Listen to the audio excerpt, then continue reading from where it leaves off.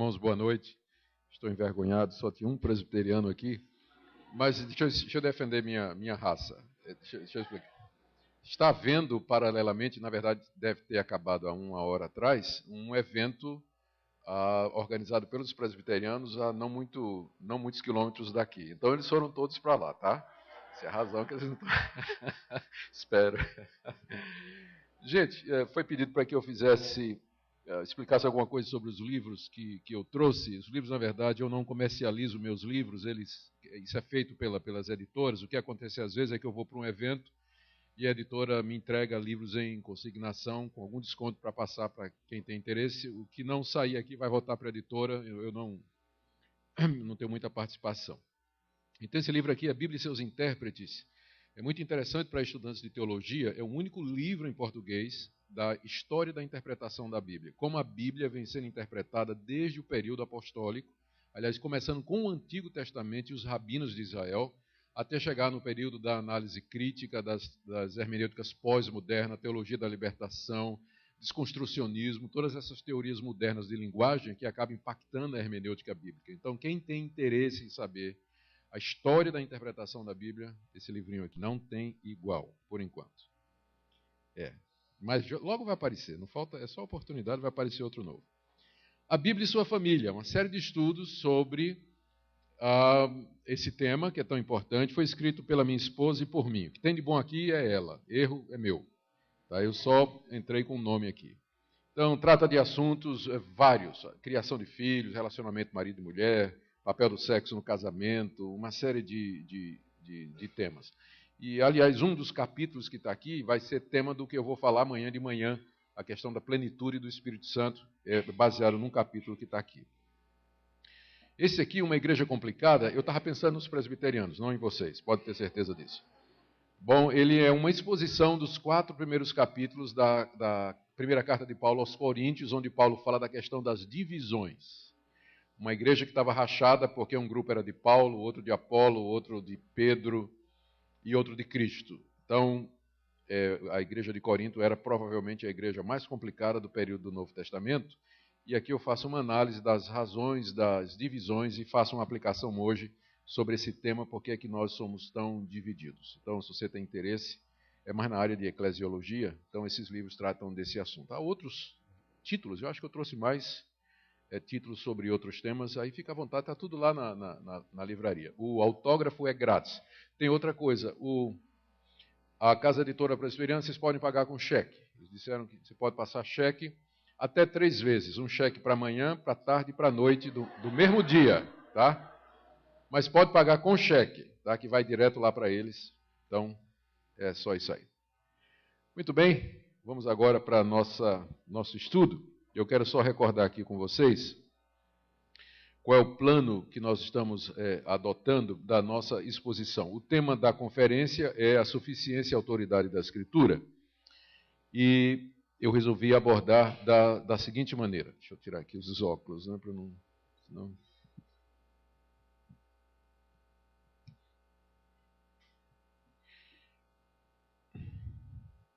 Ontem nós falamos sobre a centralidade da Escritura no sofrimento, fazendo uma exposição de Tiago 1, onde Tiago fala da importância de ouvir, agasalhar a palavra no coração e praticá-la. Depois, na santificação, uma exposição de Romanos 6, onde o saber, o considerar-se e o oferecer-se é com base na palavra do apóstolo e não nos nossos sentimentos, palavra do apóstolo que agora está escrita. Hoje eu quero ver com vocês Romanos capítulo 1 e tratar essa questão da revelação natural versus revelação escrita. O que é possível através da revelação de Deus na natureza e o que não é, e daí então a necessidade da revelação escrita. E depois a palavra de Deus no tratamento do pecado, fazendo uma exposição de Josué 7, com um final relacionado com o que nós estamos dizendo. Amanhã de manhã, plenitude do Espírito Santo, 5:18, a gente vai ver que Paulo trata ser cheio do Espírito Santo. Para Paulo, ser cheio do Espírito Santo é a mesma coisa que ter a palavra de Cristo habitando em nós plenamente. Eu quero mostrar essa relação para a gente ver que espiritualidade só tem sentido se for centrada na palavra de Deus. E de manhã, fazer um estudo sobre a confiabilidade e autoridade da Escritura. Entrar nessas questões um pouco mais técnicas, né? Tem erro na Bíblia, porque o cânon de 66 livros, critérios de canonicidade, enfim, isso que a gente discute em seminário, né? E à noite, uma exposição de 1 Coríntios 14, onde Paulo prioriza no culto a pregação da palavra em detrimento de outras manifestações. Então, esse é o meu tema. É assim que nós vamos tratar, queira Deus, e hoje à noite, então, Romanos capítulo 1. Vamos abrir nossas Bíblias, então, e deixe-me dizer algumas coisas antes de nós começarmos a exposição.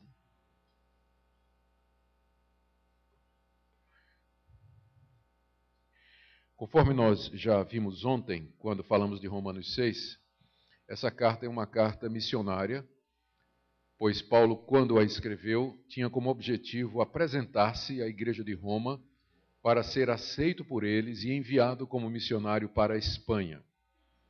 Então, a carta é, de fato, uma exposição dos grandes temas que eram tópico da pregação de Paulo. E a carta, ela segue esse plano. No capítulo 1, 2 e 3, Paulo fala da necessidade da pregação. Por que ele quer pregar o evangelho na Espanha? No capítulo 1 ele fala da perdição dos gentios, aqueles que nunca ouviram a palavra de Deus. Eles estão perdidos e eles precisam ouvir o evangelho. No capítulo 2 ele fala da perdição dos judeus, que mesmo tendo ouvido a palavra de Deus, eles nunca obedeceram à lei, precisam de Cristo também.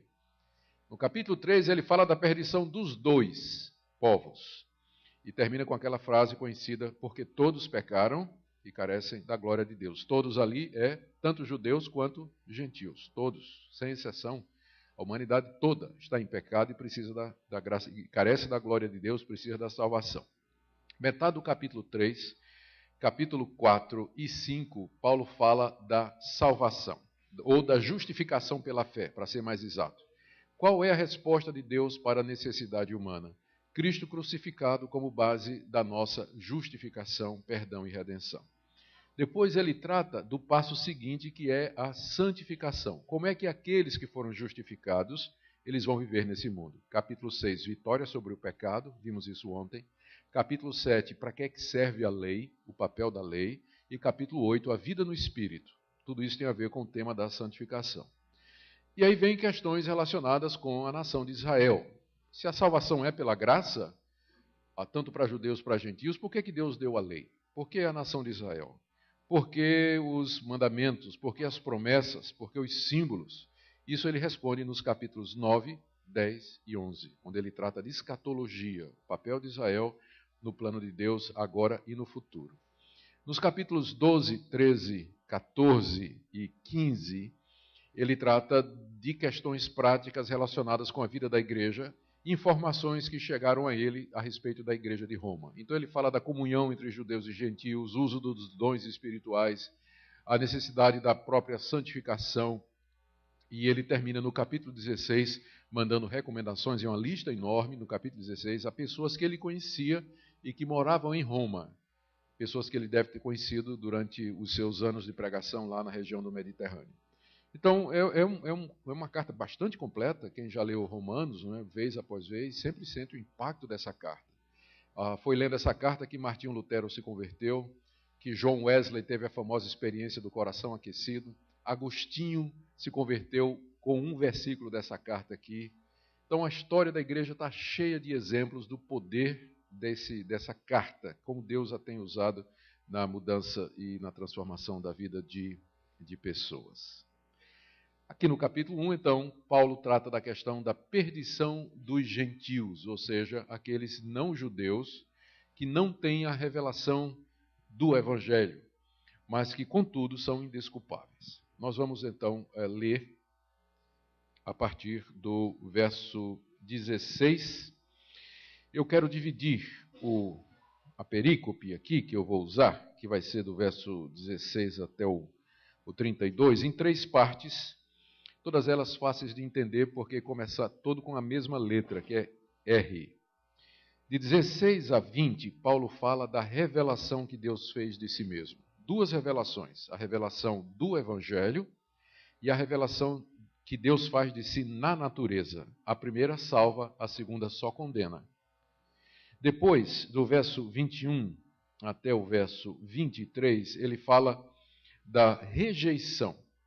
Como a humanidade, sistematicamente, desde o início, vem rejeitando a revelação que Deus faz de si mesmo na natureza e na consciência. E aí, do verso 24 até o verso 32, retribuição. Como resultado dessa rejeição, Deus então entrega o homem à sua própria sorte, ao seu próprio desejo, resultando nisso a condenação da raça humana inteira. Paulo está preparando o terreno para dizer que estes povos estão, porque Deus se revelou, eles rejeitaram e Deus retribuiu com castigo, esses povos estão perdidos e não podem se salvar. Por isso eles precisam do Evangelho e por isso ele precisa ir à Espanha pregar o Evangelho. Então esse é o ponto do capítulo. Vamos entrar agora nos detalhes para ver como Paulo explica isso. Então, começando no verso 16, passagem muito conhecida. Pois não me envergonho do Evangelho, porque é o poder de Deus para a salvação de todo aquele que crê, primeiro do judeu e também do grego. Visto que a justiça de Deus se revela no Evangelho, de fé em fé, como está escrito, o justo viverá por fé. Nesses dois versículos iniciais, o apóstolo Paulo nos diz que a justiça de Deus, e justiça aqui não é o atributo de Deus, a qualidade de Deus pela qual ele é justo, mas é a maneira pela qual ele torna o pecador justo. Então, a justiça de Deus, ou seja, aquela justiça que Deus nos dá, ela vem, diz o apóstolo Paulo, ela está revelada no Evangelho, que é o poder de Deus para salvar todo aquele que crê. E ele cita aqui no verso 17 uma passagem do profeta Abacuque, capítulo 2, verso 4, que diz que o justo viverá pela fé, com isso dizendo que o Evangelho, que a justiça de Deus obtida pela fé, não é uma novidade, mas já estava profetizado pelos antigos profetas de Israel. Agora, verso 18. A ira de Deus se revela do céu contra toda impiedade e perversão dos homens que detêm a verdade pela injustiça. Porquanto o que de Deus se pode conhecer é manifesto entre eles, porque Deus lhes manifestou. Porque os atributos invisíveis de Deus, assim o seu eterno poder, como também a sua própria divindade, claramente se reconhecem desde o princípio do mundo, sendo percebidos por meio das coisas que foram criadas.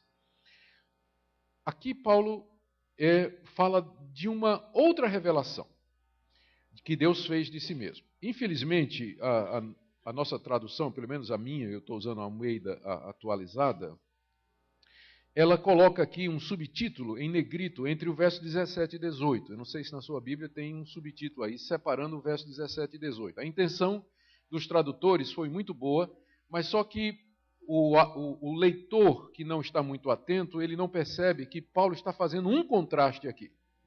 O subtítulo dá a impressão que Paulo está começando um assunto novo. Ele não está. Ele está fazendo um contraste. No verso 17, ele diz assim: a justiça de Deus se revela no Evangelho. No verso 18, a ira de Deus se revela do céu. Então são duas revelações. Uma, a revelação de Deus no Evangelho, que foi proclamado pelos apóstolos com base na obra redentora de Cristo Jesus. E a outra revelação é aquela que vem do céu. Céu aqui não é o lugar onde Deus habita, mas as coisas criadas, a natureza. Os céus proclamam a glória de Deus e o firmamento anuncia a obra de suas mãos. Então, essa revelação, ela não salva. Ela é suficiente, porém, para deixar todos os homens indesculpáveis. Então, aqui já de cara, nós aprendemos por que é que foi preciso uma revelação escrita, a Bíblia, a Escritura. Deus se revelou desde o início, quando Ele criou todas as coisas, por meio da sua criação. Ele deixou os sinais, as marcas e as suas características impressos na sua criação. A beleza da criação, o design de todas as coisas, a maneira maravilhosa, complexa com que essa criação se relaciona em suas partes, a harmonia do universo, a sintonia fina do universo, do cosmos. Então são tantos sinais que apontam para uma origem de alguém que não é dessa criação. Como se dissesse assim, a criação está gritando e dizendo, eu não me criei, porque do nada nada procede, o nada não gera nada. Então a existência, o que existe, veio a existir por uma outra causa que não ela própria. Respondendo aquela grande pergunta, né? Por que é que existe alguma coisa em vez de nada? Porque um dia Deus resolveu fazer o que existe. Então o universo clama isso, grita isso. Só que essa revelação de Deus na natureza, ela não é suficiente para informar o homem a respeito do caminho, do estado dele e do caminho pelo qual Deus o reconcilia. Por isso, aprove a Deus fazer uma outra revelação, começando com lá o primeiro homem no paraíso, que depois ele aprove mandar escriturar para que essa revelação acompanhasse a raça humana até o dia de hoje. E nessa revelação aqui, estou falando da Escritura, você tem então o que a revelação natural não diz. Quem é Deus? Por que que o mundo é como é? Por que que existem males, sofrimento nessa ordem criada? Por que que, mesmo havendo tanta coisa ruim no mundo, Deus não pode ser considerado como o autor do mal? Como esse Deus então proveu a reconciliação dele com o homem através do seu Filho Jesus Cristo? E qual é o plano e o propósito que Deus tem para nós? Isso você não vai encontrar na natureza. Era preciso que Deus revelasse, que Deus dissesse. Se ele não tivesse feito isso, nós não saberíamos estas coisas, só olhando para o céu, para as estrelas, para o mar, para a criação, para os bichos, vendo o pôr do sol, e ficando encantado com a beleza natural das coisas e do próprio ser humano, mas jamais teríamos o conhecimento destas coisas. Por isso, era necessário que Deus se revelasse de outra maneira, e ele fez isso em misericórdia, ele fez isso em amor. E o clímax dessa revelação é quando ele pessoalmente vem a esse planeta na pessoa de Jesus Cristo. E aí, então, isso foi escriturado. Cristo é o clímax da revelação de Deus. E os apóstolos que Deus levantou, e que foram discípulos de Jesus Cristo, foram encarregados de registrar a vida, obra, ensino de Cristo, e interpretar aquilo que Jesus Cristo fez e, finalmente, consignar tudo isso nesse livro, inspirado por Deus, para que nós tivéssemos plena certeza da verdade. Então, é esse o argumento que você encontra aqui. Então, embora Paulo aqui não vá falar sobre a Escritura como revelação, mas nós vamos ver isso por contraste à medida que a gente explora o que ele nos diz aqui. O que é que a humanidade fez com aquela revelação mais geral e que todos têm, que é a revelação natural? E ao provar, ao mostrar aqui que ela é insuficiente para salvar as pessoas, ele está, então, por contraste, estabelecendo a necessidade de uma outra revelação, que é o Evangelho de Cristo, que é o que ele queria pregar na Espanha. É o argumento dele para convencer a igreja. Todos estão perdidos, não tem distinção.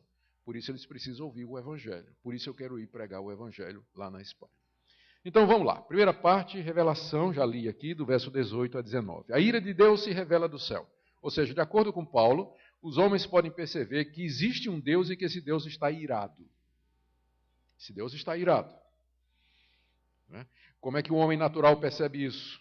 Você percebe que essa consciência da ira dos deuses ou de Deus, ela está presente em toda a religião. As religiões pagãs que nunca tiveram contato com o cristianismo ou com o judaísmo, elas têm sistema para apaziguar os seus deuses, os espíritos. Eles se sentem assim com medo, com culpa.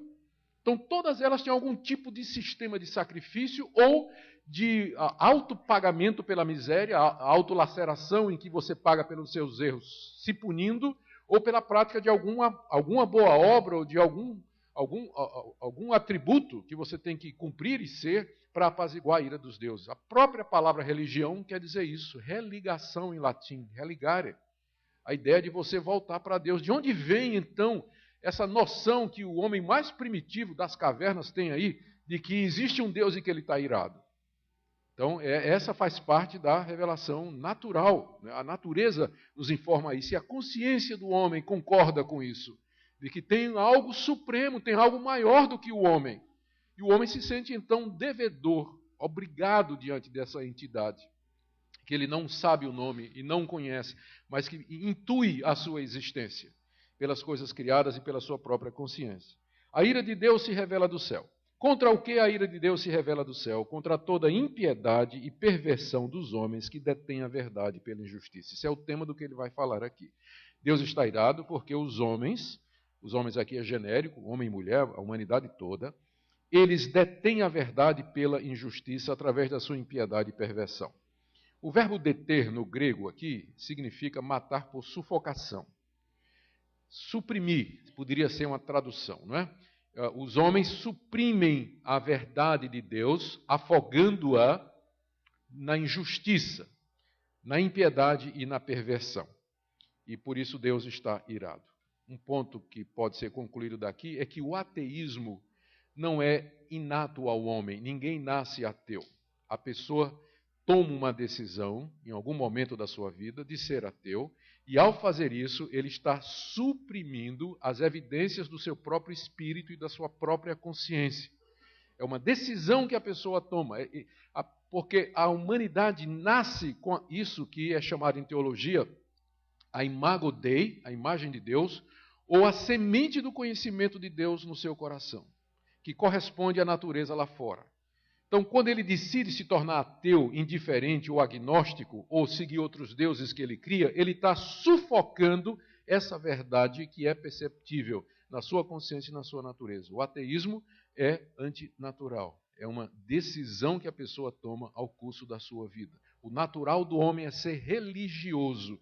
Por isso que a religião nunca foi sufocada na humanidade, apesar de sua longa história, apesar dos avanços científicos, apesar do pessoal estar dizendo que não existe Deus, que a ciência já explicou tudo e não explica, não é?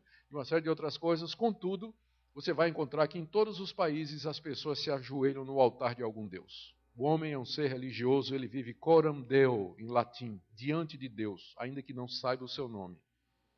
Porque até para dizer que Deus não existe, ele tem que admitir a sua existência, não é?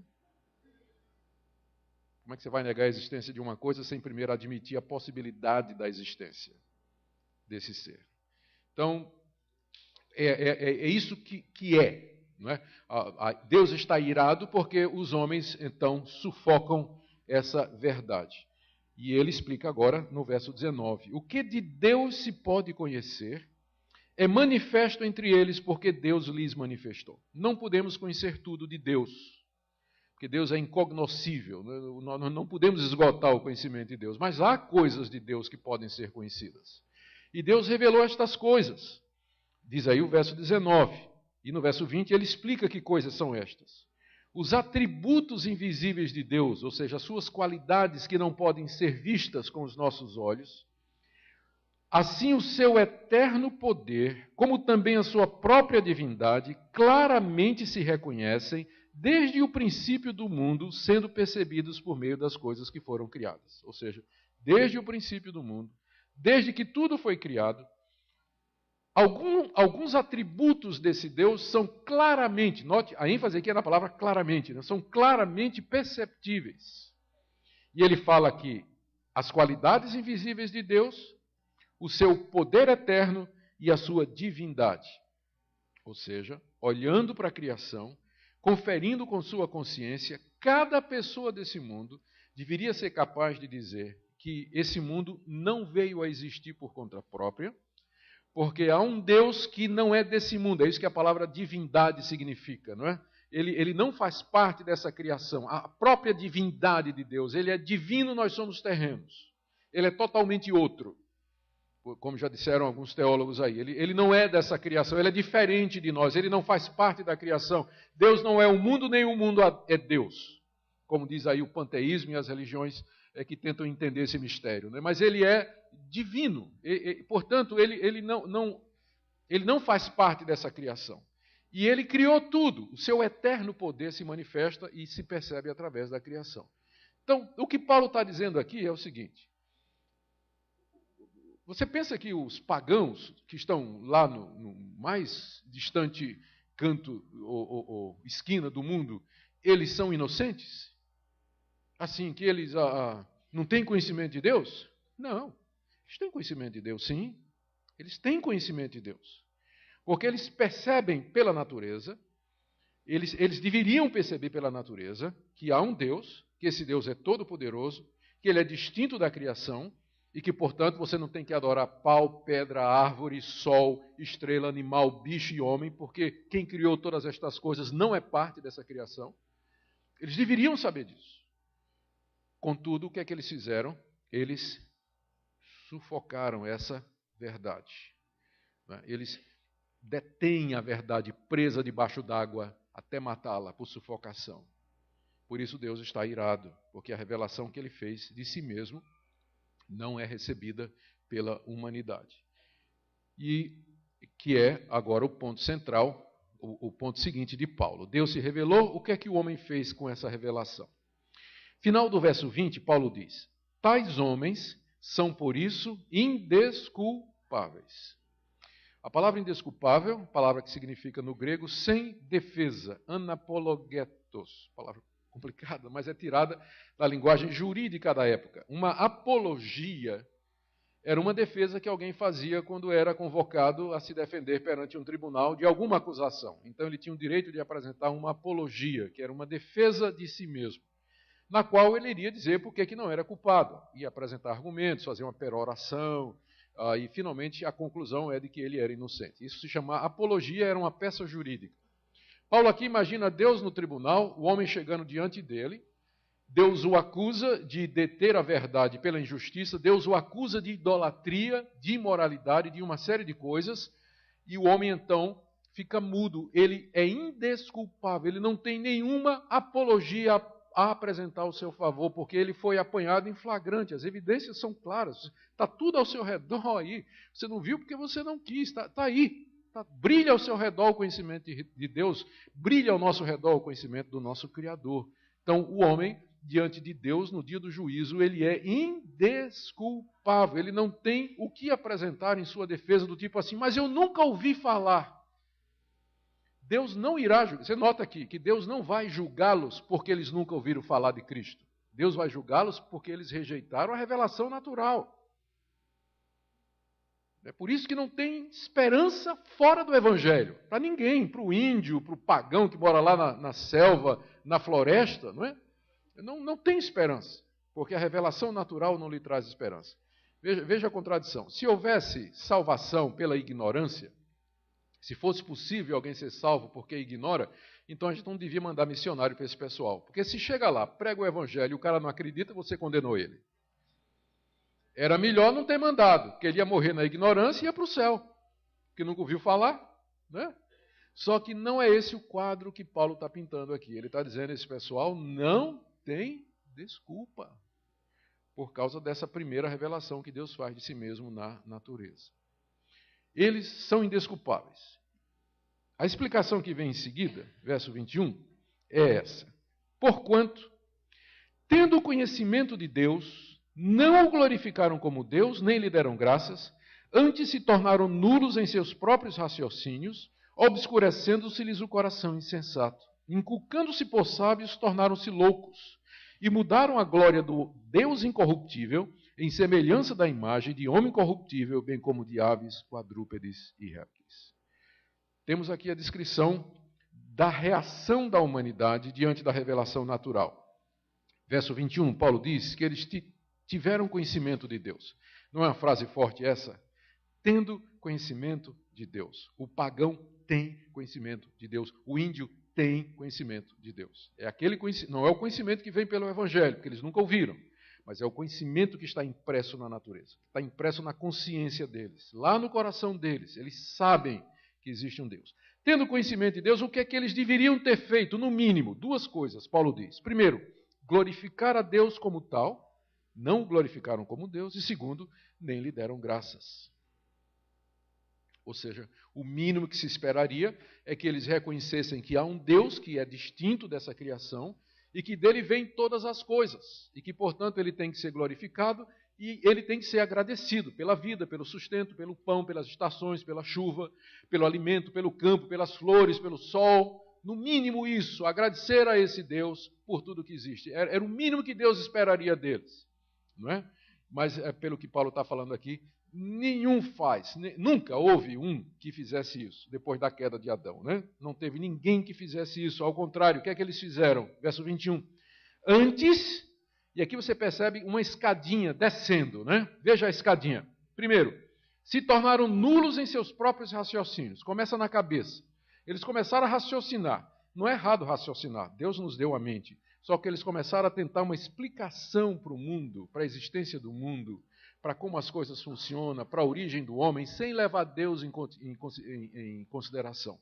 E o resultado desse raciocínio que não leva o Criador como um referencial primeiro, é o que Paulo chama de nulidade. Você raciocina, mas não chega a lugar nenhum, como queremos demonstrar. É só ler as teorias científicas a respeito da origem do universo, o que é o homem, e ninguém se concorda. A teoria da evolução já vai pela terceira revisão, e já vem uma quarta aí, a nova síntese, está chegando aí, já derrubando alguns pressupostos anteriores do darwinismo, e uma série de outras coisas, sempre mudando, porque simplesmente não consegue.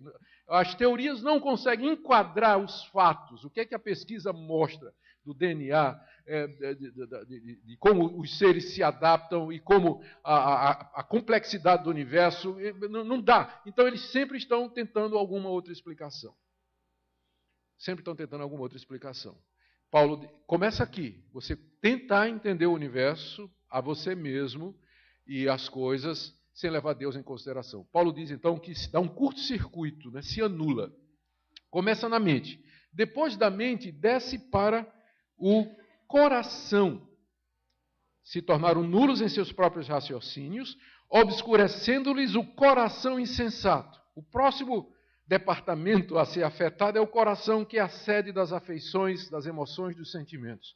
Uma vez que a mente foi errada, o coração também vai, e o coração se enche de trevas, né? O seu coração se obscureceu, apagou a luz. E o homem fica então vagando em trevas, no seu íntimo, ele não tem respostas, ele se sente perdido. Ele não sabe de onde vem, nem para onde vai, e o que é que ele está fazendo nesse mundo. Terceiro, vem a consciência e a avaliação que os homens fazem de si mesmos. Verso 22, pensando ser sábios, inculcando-se, quer dizer, avaliando a si mesmos como sábios, na verdade, eles se tornaram loucos. E aí o homem perdeu contato com ele mesmo, né? Ele agora está pensando que ele é sábio, porque ele está raciocinando sem Deus, autônomo, independente. Vamos descobrir tudo. Mas, na verdade, ele virou louco, porque rejeitou a revelação que Deus fez de si mesmo na natureza. Portanto, ele é considerado como sendo louco aqui. E aí desceu mais um passo, né? Cabeça, coração, consciência, e agora chega na religião. Verso 23. Mudaram a glória do Deus incorruptível em semelhança da imagem de homem corruptível, bem como de aves, quadrúpedes e répteis. O que é que eles fizeram como consequência? Em vez de adorar a Deus, eles adoraram o homem corruptível, aves, quadrúpedes e répteis. Paulo está descrevendo o mundo da sua época. Ele está descrevendo as religiões pagãs da sua época, as religiões da Grécia, as religiões da Mesopotâmia, as religiões de mistério que vinham da Frísia e da Pérsia, as religiões, a religião do Império Romano, que adorava um homem como Deus, o César. O mundo da época de Paulo, que se considerava sábio, lembrem que a Grécia é o berço da sabedoria, ou da filosofia. Paulo, contudo, olha para aquilo ali, e olha para aquilo ali, e ele diz, isso aqui tudo. A mesma Grécia de onde surge a filosofia é a Grécia que criou o panteão grego, Zeus, Netuno, Plutão, uma infinidade de deuses, altares. Uma vez que Paulo chegou em Atenas, que era a capital filosófica da época, em cada esquina tinha um altar. Tinha um altar até o Deus desconhecido, né? Provando o que eu estou dizendo aqui, né? Que ele tinha consciência de que tem um Deus. Né? Na verdade, eles fizeram aquilo com medo de ter um Deus que não tinha sido mencionado. Né? Então, eles resolveram adorar o Deus desconhecido. Na capital da sabedoria, da ciência e do conhecimento, era a cidade mais idólatra do mundo antigo. Porque se o homem não se ajoelha diante de Deus, ele vai se ajoelhar diante de qualquer outro altar, que geralmente ele faz. Ele não pode escapar à sua vocação. Ele foi feito à imagem e semelhança de Deus. Está aqui. Deus se revela, o homem suprime a verdade, começa a raciocinar, ele procura autonomia, se perde e acaba trocando o Deus incorruptível, e aí o homem se rebaixa, né? Quando ele deveria estar adorando o Deus incorruptível, o Senhor Criador de todas as coisas, ele se ajoelha diante do próprio homem, e pior, de animais, quadrúpedes e répteis. Penso no boi Apis, que era adorado no Egito, o pássaro Ibis, o crocodilo, o rio Nilo, que eram considerados como divinos no Egito, tudo na época de Paulo. Ele está fazendo a descrição da sociedade da sua época. Deus se revelou, mas a humanidade o rejeita desde o primeiro homem. vem rejeitando a revelação. É isso que o pecado fez em nós. O pecado distorce a nossa capacidade de compreender e de ver. E sem a graça e a ajuda de Deus, nenhum de nós pode chegar ao verdadeiro conhecimento dele. Porque nós precisamos de uma revelação que Deus fez de si mesmo, onde ele então nos toma pela mão e nos explica e ensina por que é que nós somos assim. E o que é que ele fez por nós para que nós pudéssemos ser salvos. Agora vem o terceiro lance da jogada, né, desse jogo de xadrez aqui. Deus se revelou, o homem recusou e Deus então retribuiu. Do verso 24 até o verso 32, aliás, vamos até o verso 31, o que a gente vê, eu quero que você preste atenção nos versos 24, 26 e 28, porque Paulo repete uma mesma expressão 3 vezes. Deus os rejeitou, aliás, Deus os entregou. Deus os entregou, Deus os entregou. Verso 24. Por isso, Deus entregou tais homens à imundícia pelas concupiscências de seu próprio coração, para desonrarem o seu corpo entre si. Pois eles mudaram a verdade de Deus em mentira, adorando e servindo a criatura em lugar do Criador, o qual é bendito eternamente. Amém. O que é que Deus fez diante da rejeição do homem? Deus simplesmente, verso 24, os entregou à imundícia, a imundícia aqui é a impureza sexual, pelas concupiscências, pelos maus desejos, paixões do seu próprio coração, para desonrarem o seu corpo entre si. Deus então disse ao homem, é isso que você quer?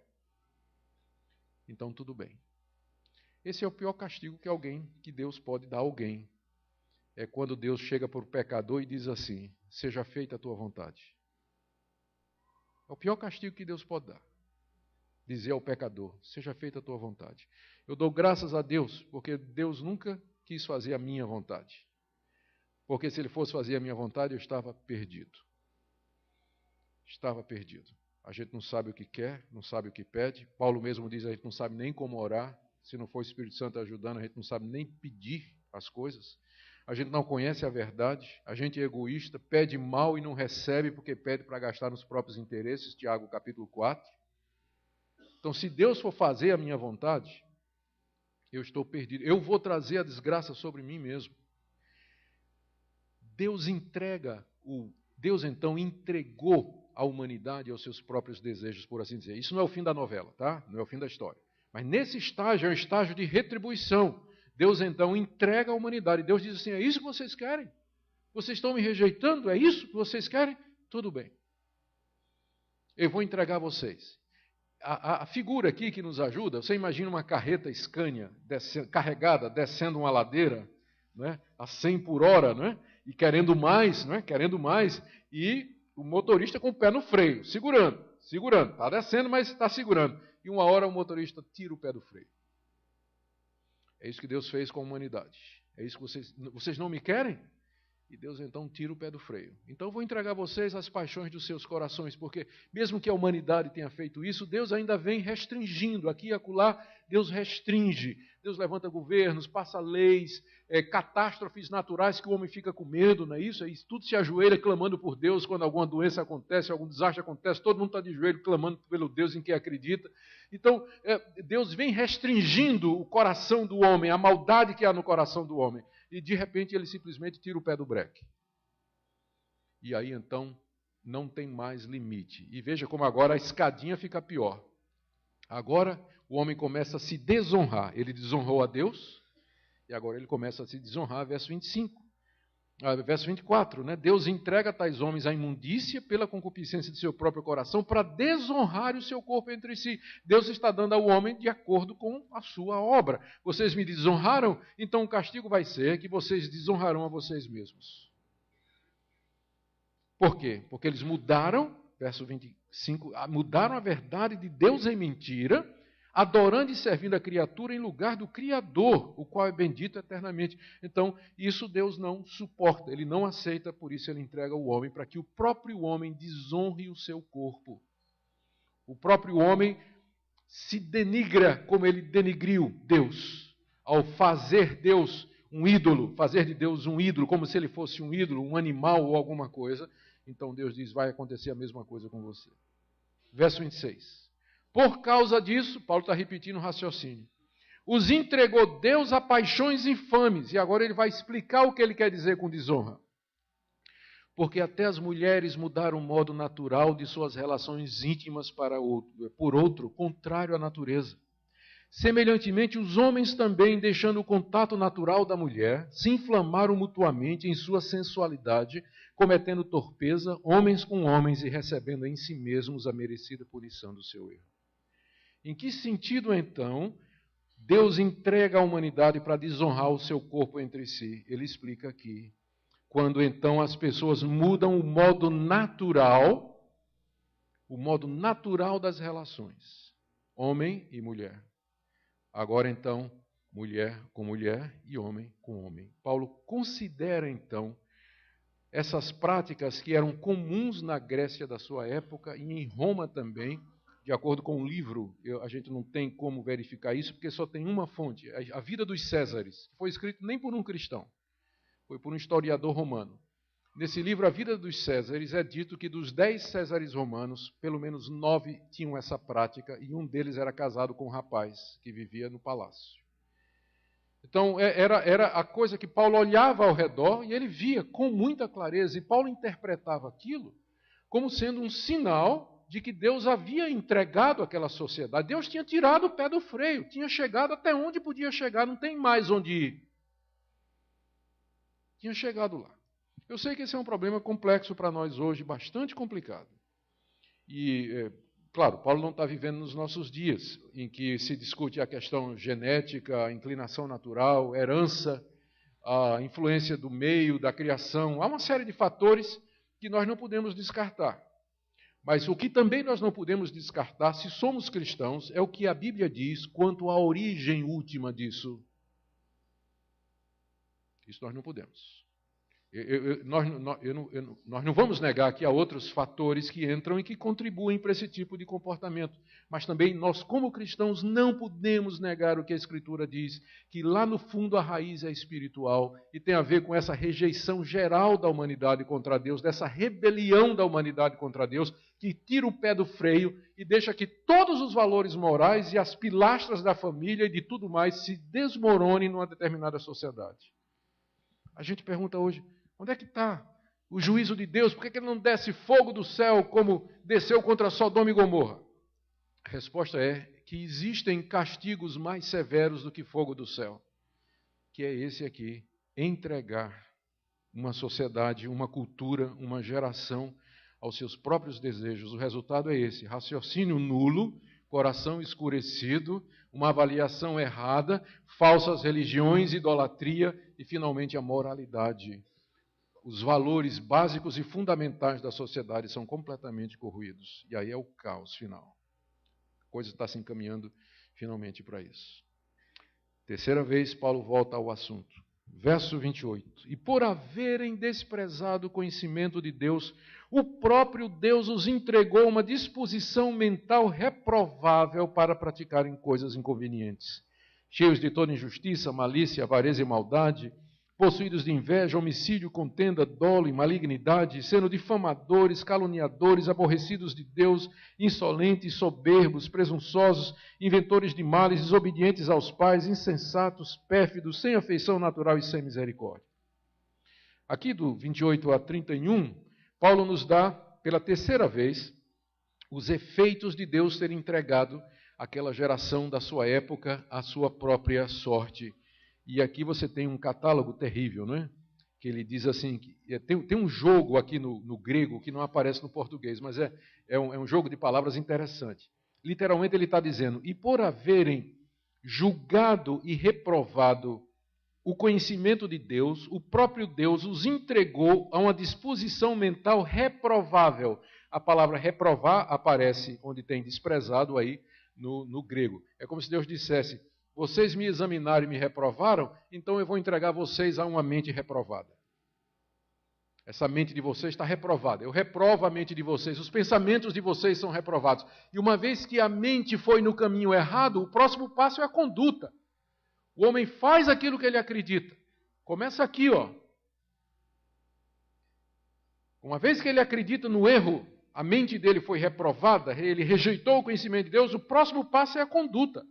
Porque aí você não tem referencial mais. Como alguém já disse, se Deus não existe, tudo pode.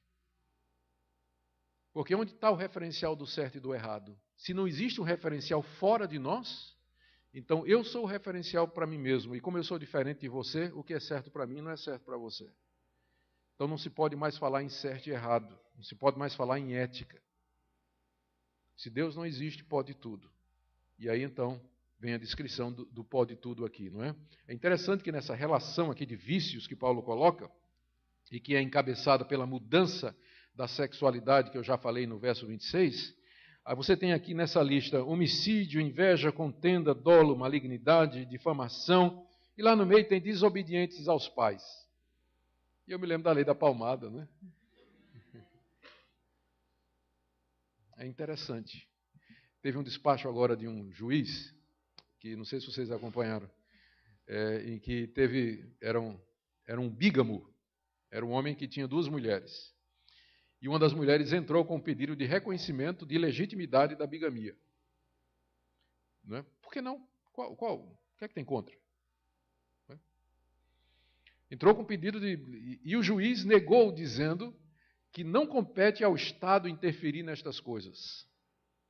E aí um dos comentários que eu li foi o seguinte, mas está dizendo que eu não posso bater no meu filho. Incoerência, né?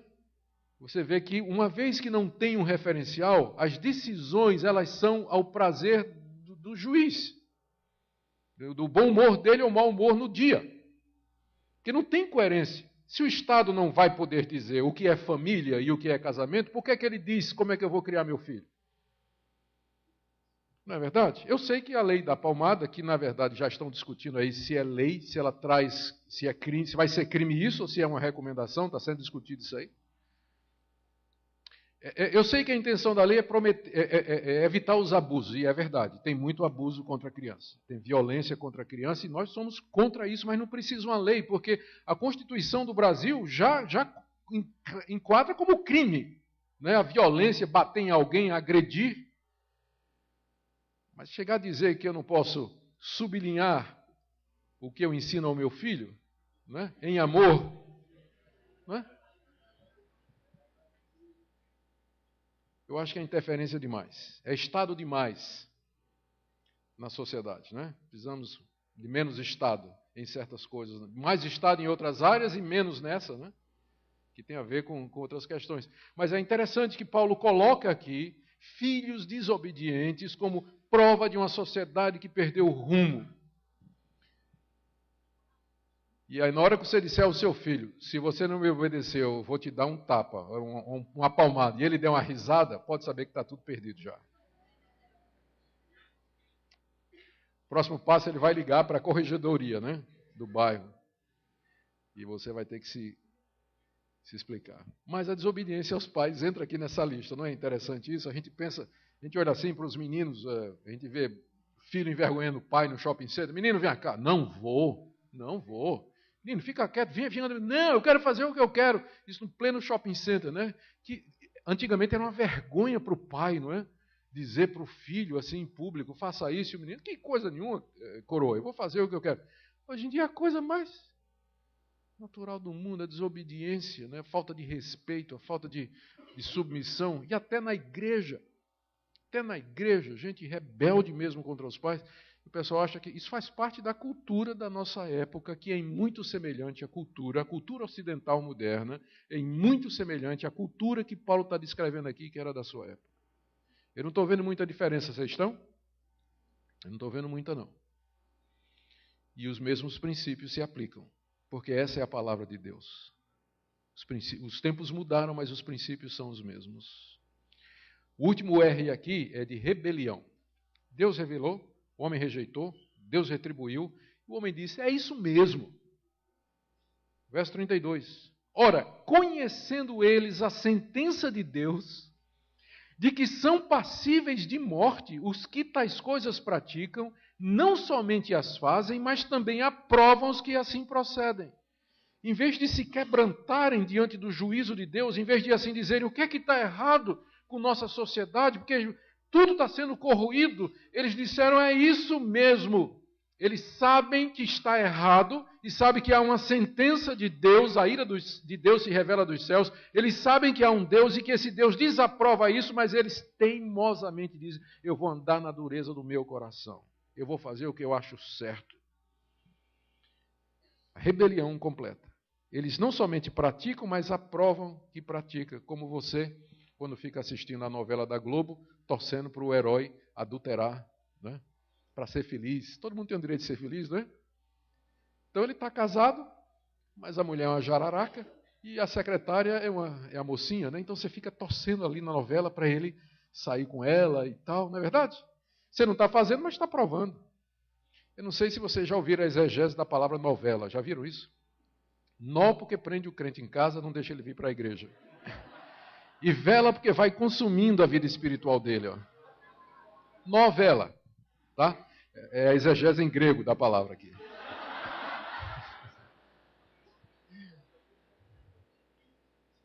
Você não faz, mas aprova. Não é isso? Não faz, mas aprova. Fica torcendo para que dê certo.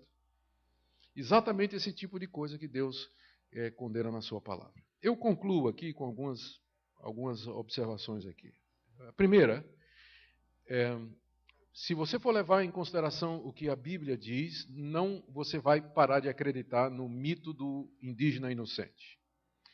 As religiões idólatras que adoram a natureza e que são próprias de algumas tribos e alguns povos nômades e antigos e primitivos, eles não são uma expressão de sinceridade a um Deus desconhecido, mas uma expressão da rebelião do homem contra a revelação. Então, não existe isso de que basta sinceridade. Se bastasse sinceridade, Paulo não teria dito o que ele disse aqui. Não é uma questão de ser sincero. Você tem que ouvir a verdade e crer nela. Se de fato nós queremos salvação. O próximo passo é: missões são necessárias. A igreja cristã foi missionária desde o início. Paulo escreveu isso aqui para dizer: eu preciso pregar o evangelho na Espanha, porque os espanhóis estão perdidos. A Espanha naquela época não é de hoje, né? Eram tribos pagãs, nômades naquela região que hoje se chama Espanha. Naquele tempo já era também chamado.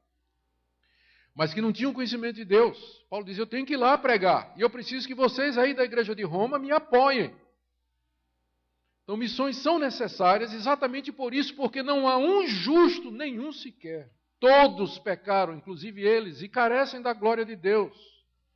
Por isso que é preciso pregar o evangelho a todos esses povos. Terceira coisa, ficou clara a necessidade de uma outra revelação, porque essa está contaminada pelo pecado no coração humano. Era preciso que Deus se revelasse de outra maneira, em que ele expressasse o seu amor, a sua compaixão, a sua ira com a situação, e que apresentasse seu Filho Jesus Cristo como sendo o caminho dele para justificar todo aquele que crê, não somente os judeus, mas também os gentios.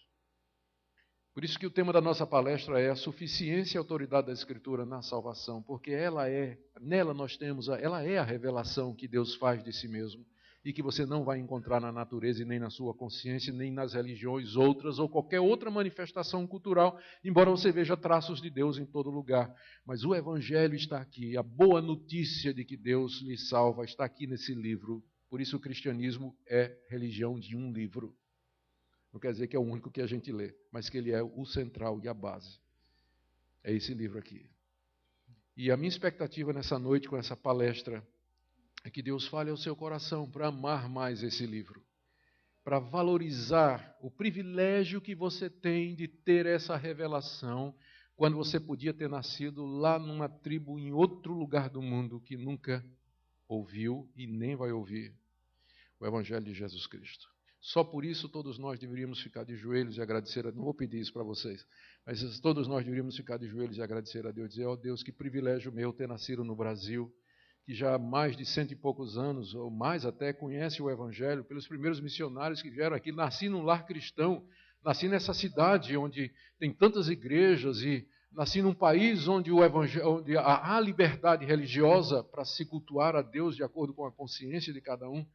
Tantas coisas, não é, que nós deveríamos agradecer a Deus. E que você seja grato pelo privilégio de estar aqui nessa noite, porque um dia Deus se manifestou nesse livro. E como gratidão, viva para esse Deus toda a sua vida. Obrigado, Pai, pela tua revelação escrita. Obrigado pela tua misericórdia que nos alcança. Tenha compaixão daqueles povos. Levanta homens e mulheres que possam levar o Evangelho aos lugares mais distantes da terra. E perdoa-nos, ó Senhor, quando a gente abusa da liberdade que tem, quando deveríamos estar empenhados e engajados em levar o teu conhecimento a todos ao nosso redor. Obrigado por esse tempo juntos, em nome de Jesus. Amém.